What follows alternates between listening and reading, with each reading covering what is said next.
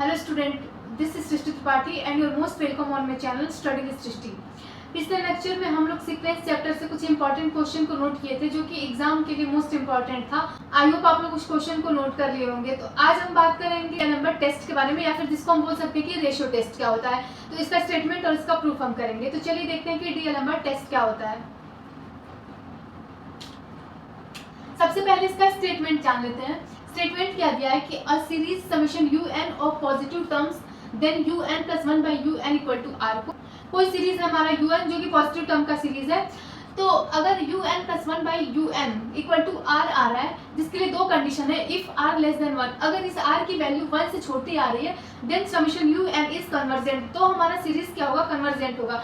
और इसमें सेकंड क्या है कि if r greater than 1 then un is divergent. और अगर r की वैल्यू 1 से बड़ी आ रही है तो वो हमारा सीरीज क्या होगा? डाइवर्जेंट होगा। और अगर r इक्वल टू 1 आ रहा है then this test is fail. तो ये टेस्ट हमारा काम नहीं करेगा वहाँ पे।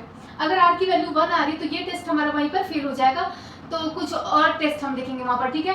तो चलिए अब इसका प्रूफ देख लेते हैं। प्रूफ क्या दिया कि let the infinite series summation un equal to, कोई इनफाइनाइट सीरीज जो un गिवन है, हम इसको ओपन करेंगे तो un तो जब हम इसको ओपन करेंगे तो u1 plus u2 plus u3 plus dot dot dot plus un plus dot dot dot आएगा, ठीक है। फर्स्ट प्रूफ करने जा रहे हैं, ठीक है। Let u2 by un less than r। अगर इसका अगला टर्म हम क्या किए, इसमें अगले टर्म को पिछले टर्म से डिवाइड किया ना, तो इसका अगला टर्म u2 है, इस u2 को हम u1 से डिवाइड करेंगे तो लेस देन r आएगा। या फिर u3 को u2 से डिवाइड करेंगे लेस देन r, या फिर u4 को u3 से, मतलब कि अगले टर्म को पिछले टर्म से हम डिवाइड करेंगे जहां पर r हमारा 1 से छोटा है, ठीक है। Therefore u1 plus u2 plus u3 equal to u1, यहाँ से हम u1 कॉमन लेंगे जब हम इस सीरीज में से, तो यहाँ पर क्या बचेगा? u1 हम यहाँ से कॉमन ले लेंगे तो ये 1 बचेगा, और यहाँ पर u1 नहीं है तो u1 से डिवाइड हो जाएगा तो u2 by u1 plus u3 by u1 plus dot dot dot आ जाएगा, ठीक है। फिर इसको हम सेम ऐसे ही लिखेंगे equal to u1 plus 1 plus u2 by u1 plus ये u3 बाई u1 दिया है, ठीक है। तो u3 बाई u1 नहीं है यहाँ पर, ठीक है। u2 बाई u1 की लेस देन r आ रहा है, तो हम क्या करेंगे कि u3 बाई u2 कर देंगे इंटू u2 बाई u1, मतलब हम u2 से क्या कहते हैं मल्टीप्लाई करेंगे और डिवाइड करेंगे, ठीक है, ताकि ये कट जाएगा तो कोई इफेक्ट नहीं पड़ेगा इस सीरीज में, एंड सो ऑन, ठीक। फिर क्या करेंगे हम कि ये u1 ये u2 बाई u1 क्या है हमारा? लेस देन r है, तो इसके ऊपर हम r लिखेंगे। फिर u3 by u2 less than r है, और ये u2 by u1 less than r है, तो r into r equal to r square हो जाएगा। तो प्लस ये r स्क्वायर हो जाएगा plus r cube and so on आएगा, ठीक है। अब हम यहाँ पर लेस की साइन इसलिए लगाए हैं क्योंकि जो u2 बाई u1 है वो हमारा लेस देन r है, फिर u3 by u2 less than r है, तो ये इक्वल का साइन हट के लेस देन हो जाएगा, ठीक है।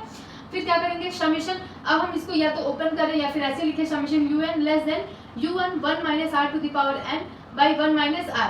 ये हमारे ज्योमेट्रिक प्रोग्रेशन में है, ठीक है। तो इसका हम फॉर्मूला लिखेंगे यहाँ पर less than u1 into 1 minus r to the power n by 1 minus r आ रहा है। तो ये हमारे जीपी के समेशन का फॉर्मूला हो गया। फिर since r less than 1, r अगर लेस देन 1 है then n tends to infinite, या फिर r to the power n tends to infinite r to the power n tends to 0, मतलब अगर हम r के पावर इनफाइनाइट करते तो वो लगभग 0 के बराबर ही आएगा, उसको हम 0 बोल सकते हैं।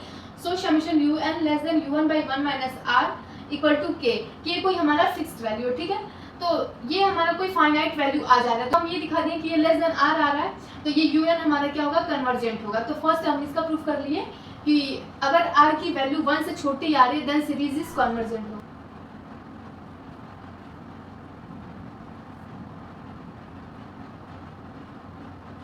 अब चलिए इसका अगला प्रूफ देखते हैं। इसका सेकंड प्रूफ देखते हैं कि अगर r ग्रेटर देन 1 हो तो u2 by u1 greater than 1, u3 by u2 greater than 1 and so on. जब हम इसके अगले टर्म में पिछले टर्म से डिवाइड करेंगे तो वो ग्रेटर देन 1 आ रहा है, ठीक है।